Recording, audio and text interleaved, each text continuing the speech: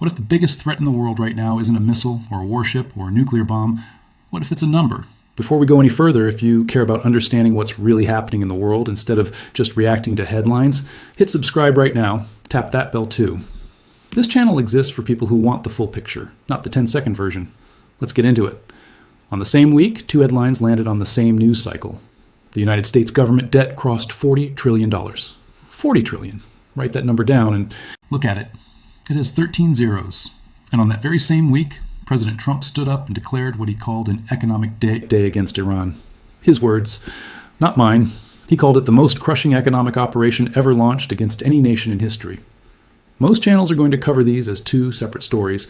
One is an economic story, one is a war story. They'll bring on one guest to talk about the debt and another guest to talk about Iran, and they will never once connect the dots between them. I think that's a mistake. I think these two stories are actually one story. And once you see how they connect, you will understand something that almost nobody in the mainstream conversation is saying out loud. This isn't just about Iran. This is about a country trying to manage a war it can't win, a debt it can't control, and an election it's terrified of losing, all at the exact same moment. Before we go further, let's actually sit with that debt number for a second, because most people hear 40 trillion and their brain just switches off. It's too big to feel real, so here's a simpler way to think about it. The interest payments alone on that debt, just the cost of borrowing the money, not paying it back, just the interest, are now one of the largest single expenses in the entire federal budget. Larger than what the government spends on national defense in a typical year. That means a growing share of every tax dollar collected isn't building anything, isn't funding anything new. It's simply covering the cost of past borrowing. And that number keeps climbing every single day, war or no war. Now overlay a 6-month conflict on top of that. Wars are expensive even when they go well. This one hasn't gone the way it was promised to go. So you have rising borrowing costs, a war dragging past its expected timeline, and inflation pressure from disrupted oil markets, all landing on the household budgets of the same voters who are about to decide the makeup of Congress.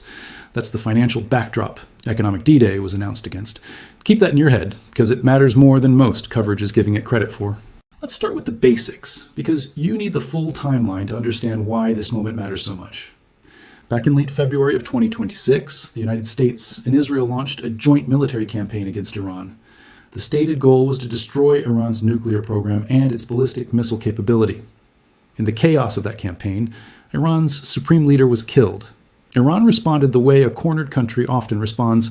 It didn't fold, it escalated, it launched counterstrikes against Israel, against American bases in the region, and it did something that shook the entire global economy. It shut down the Strait of Hormuz. If you don't know why that matters, here's the short version. Roughly a quarter of the entire world's oil that moves by sea passes through that single narrow strait. Close it, and you don't just hurt Iran's neighbors. You hurt every gas station on Earth. Oil prices spike. Shipping insurance goes through the roof. Global inflation gets worse. It is one of the few moves a mid-sized regional power can make that instantly becomes everyone's problem. The United States responded with a naval blockade of Iran and airstrikes aimed at reopening the strait. There was a ceasefire attempt in April. It didn't hold the way anyone hoped. Iran kept contesting control of the waterway. The fighting dragged on. And here we are, nearly 6 months later, with a war that was supposed to be fast and decisive, instead grinding through its 6th month with no clean ending in sight. 6 months is a long time for any war. It's an especially long time for a war that was sold to the public as something that would be over in weeks. And it is exactly at this 6-month mark. With stockpiles of precision weapons reportedly running low and no obvious military breakthrough on the table, that the administration pivoted hard toward a new kind of warfare. Not bombs, bank accounts. That's the context behind Economic D-Day. And here's where it gets interesting, because when you actually look at how that announcement was made, it doesn't look like a plan, it looks like a signal. Think about how real military operations get announced. When D-Day actually happened in 1944, it wasn't a speech. It was troops landing on beaches. The planning had already happened in secret for years. By the time the public heard the word D-Day, the operation was already underway. Compare that to what actually happened here. Trump posted the announcement on social media, in all capital letters, calling it the most crushing economic operation in history. And then, nothing.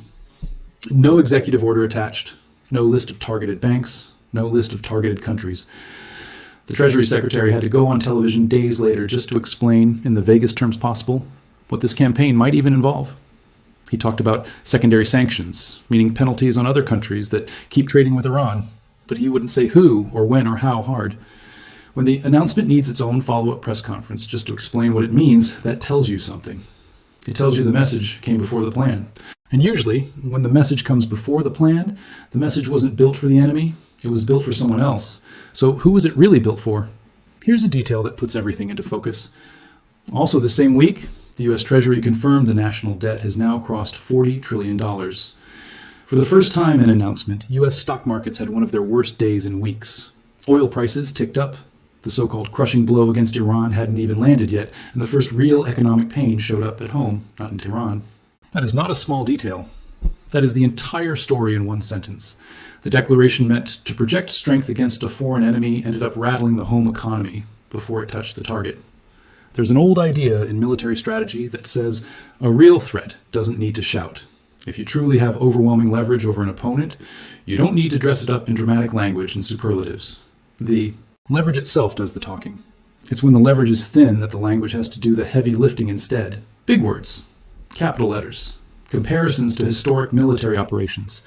That's not necessarily proof of weakness on its own, but it's a pattern worth noticing, especially when it shows up right alongside a record debt announcement and just months before an election. Now let's talk about why the crushing part of this plan is more complicated than it sounds. Iran is, by a wide margin, one of the most sanctioned countries on the face of the earth. Since the late 1970s, the United States has piled on sanctions through executive orders, congressional acts, and endless designation lists. Every possible pathway into the American financial system has already been closed off to Iran, more than once. Former American officials who actually negotiated with Iran in past years have pointed out something uncomfortable. There simply isn't much left on the traditional sanctions shelf. You can't cut off a country from a system it's already been cut off from for decades. So what's actually new about this campaign? The real target isn't Iran directly. It's the countries still doing business with Iran. China buys the overwhelming majority of Iran's oil exports that make it to market. So the real threat here is secondary sanctions on Chinese banks, Chinese refineries, and Chinese shipping companies. That's the unprecedented part. Not new pressure on Iran, new pressure on Iran's remaining customer. And that's where the second layer of tension shows up, because pressuring China right now comes with enormous risk of its own.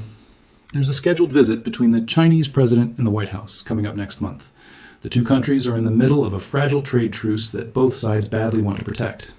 America also depends heavily on China for rare earth minerals, the raw materials that go into everything from smartphones to fighter jets to missile guidance systems. If the U.S. actually sanctions major Chinese banks before that summit happens, it doesn't just annoy Beijing. It risks blowing up the trade truce and potentially cutting off materials the American defense industry can't easily replace anywhere else. In other words, the biggest lever in this entire campaign, punishing China for buying Iranian oil, is also the lever most likely to backfire on the United States itself if it's actually pulled. That's not a strong hand. That's a hand where every card comes with a cost attached to your own side of the table. And Iran knows this. Iran has spent years building an entire underground economy specifically designed to survive exactly this kind of pressure. What's often called the shadow fleet. Tankers that switch off their tracking transponders, change flags, and disguise their cargo. That fleet has grown enormously over the past several years. The oil it carries flows into smaller independent refineries that have little to no exposure to the American banking system in the first place. You cannot meaningfully sanction a transaction that never touches your currency or your banks to begin with. There's also a geography problem baked into this entire strategy that rarely gets mentioned. The countries most affected by a closed or contested Strait of Hormuz aren't just America and Iran. They're the Gulf states sitting right next door, the ones whose entire economies depend on tankers moving freely through that same narrow passage. When that traffic slows down or stops, energy prices climb for everyone in the region, not just for the two countries actually fighting. That has pushed several neighboring governments into an uncomfortable position, publicly calling for the strait to reopen and for shipping to resume, without fully lining up behind either side of the conflict. A pressure campaign that's supposed to isolate one country can end up quietly straining relationships with the very partners it needs standing beside it. Reports out of Iran do confirm real pain. Iran's central bank governor has publicly admitted that official, legitimate oil exports have effectively dropped to nearly nothing. Foreign currency reserves held abroad remain frozen. There have been real fuel shortages inside Iran, with long lines at gas stations in the capital. This is a country under enormous strain. That part of the story is not exaggerated. But here's the part that gets missed. Strain is not the same thing as surrender. And there is a well-documented pattern in how governments under this kind of existential pressure tend to respond. It is rarely a clean collapse. It is far more often a hardening. When a leadership feels it is fighting for its survival, backing down looks like weakness, and weakness invites even more pressure. So the instinct, again and again throughout history, is to hold the line and look for ways to make the cost of continued pressure too painful for the other side to bear. That's the trap sitting underneath this entire strategy. The tighter the squeeze, the more Iran is incentivized to escalate rather than negotiate. And Iran has options for escalation that don't require winning a conventional war, renewed attacks on shipping, renewed disruption of the strait, targeting energy infrastructure belonging to Gulf neighbors who've stayed quiet so far. None of those require Iran to beat the American military. They only require making the price of the standoff too expensive for everyone else in the region to tolerate. History gives us a useful, if uncomfortable, pattern to compare this to. Large, dominant powers throughout history have a recurring habit. When a costly conflict drags on longer than expected and starts eating into resources at home, the instinct is often to open a dramatic new front rather than admit the original plan isn't working. A big, bold new offensive generates fresh headlines. It creates the appearance of momentum. It gives the public something new to focus on besides the stalemate that's actually happening.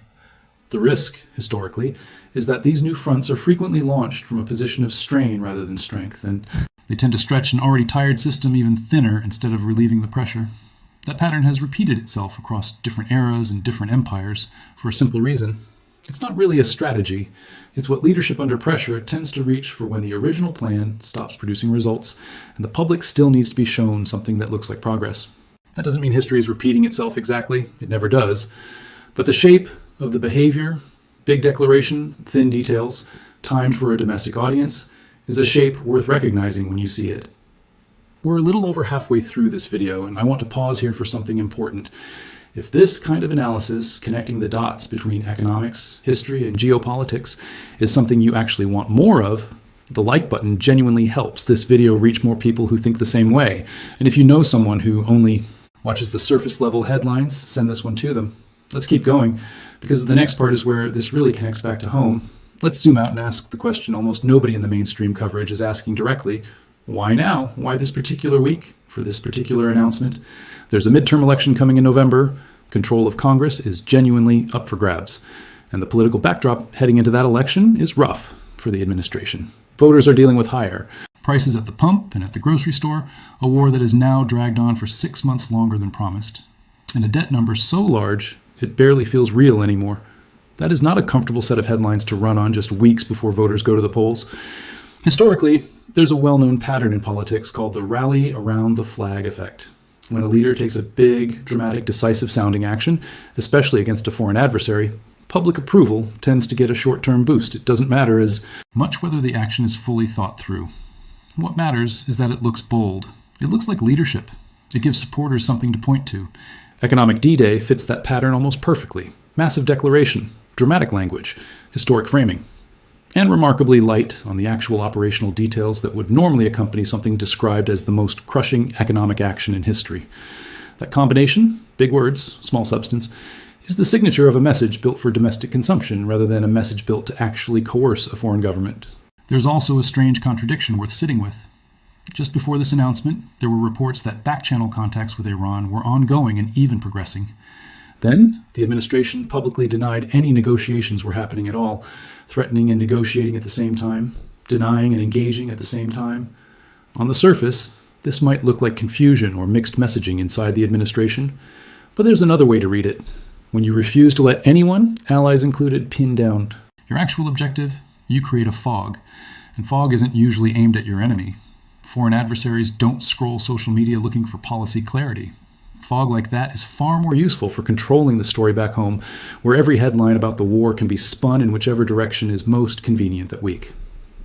Now, I want to be fair here, because a strong analysis has to seriously consider the other side of the argument.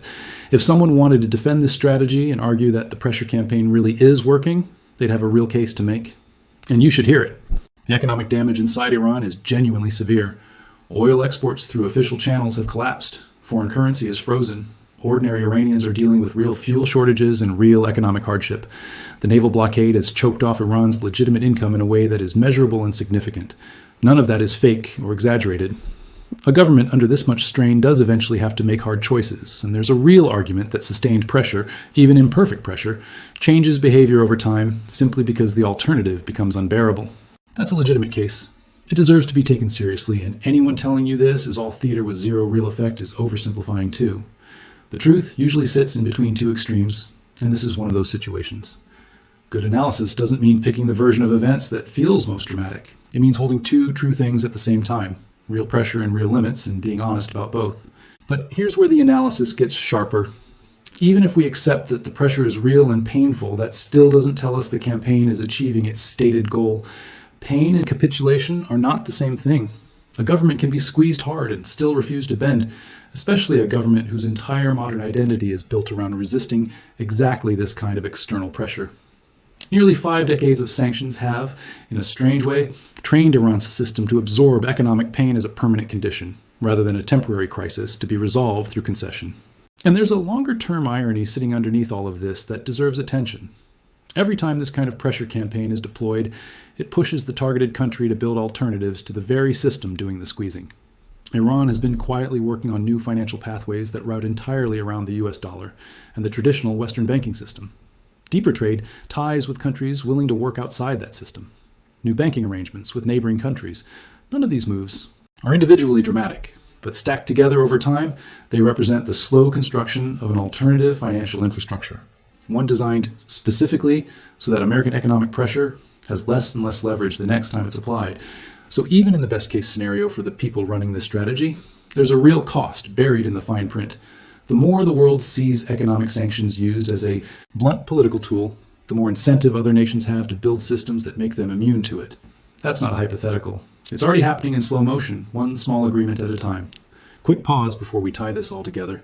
If you've made it this far, you're clearly someone who wants the full picture instead of the quick take. That's rare these days, and honestly, it's the whole reason this channel exists. Do me a favor and tap, like right now. It genuinely tells more people this kind of breakdown is worth their time. All right, let's bring it home. Let's bring this back to the original question. Why did two seemingly unrelated headlines land on the exact same week? A record-breaking $40 trillion in national debt, and a declaration of economic war dressed up in the language of a historic military operation. Because they're not unrelated at all, they are two symptoms of the exact same underlying condition, a war that has lasted far longer than promised.